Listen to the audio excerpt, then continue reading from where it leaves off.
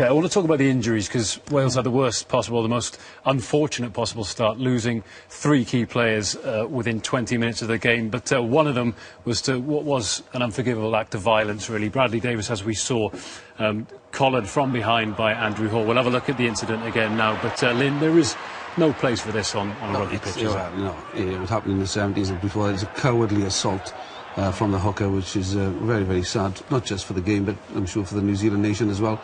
I'm sure they're very embarrassed of what's going on. I'm sure the hooker will be hugely embarrassed of his actions there.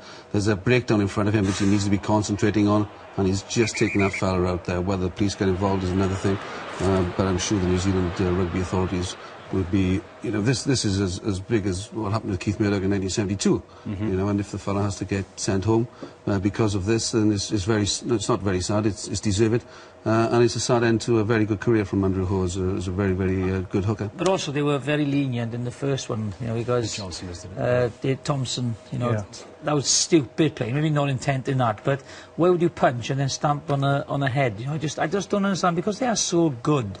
They don't need to do that, you know. They do play it very, very tough, right? But I was just... Yeah. The shocking thing was, barely a minute had gone. It seemed completely unprovoked. Why did he do it, Kings?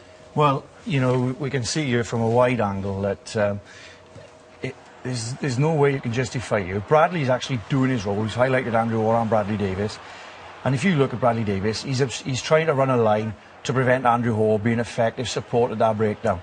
It happens all the time in the game. You know, that's what's brought that on. It's frustrated Andrew Hore, and it's unforgivable, really, you know, to do that from behind.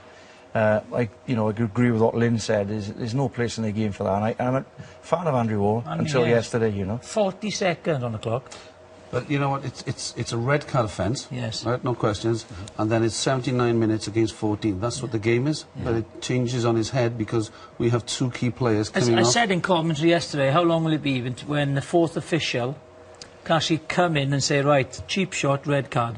How long will that be? Because we have to clean the game. In England at the moment, it's trialling now. Trialling, you know, I'd love to have seen yesterday watching. I was thinking at half-time, can somebody go in there and explain what's going on? And because his ban should have started then. That is a debate for another day, and I'm sure it will come round again, gents. Thanks for that. We should say as well, Andrew Hore within the last hour has been cited, so he will face further punishment, potentially in front of a citing committee. And Bradley Davies has returned now. He was taken to hospital and was suffering from the effects of severe concussion.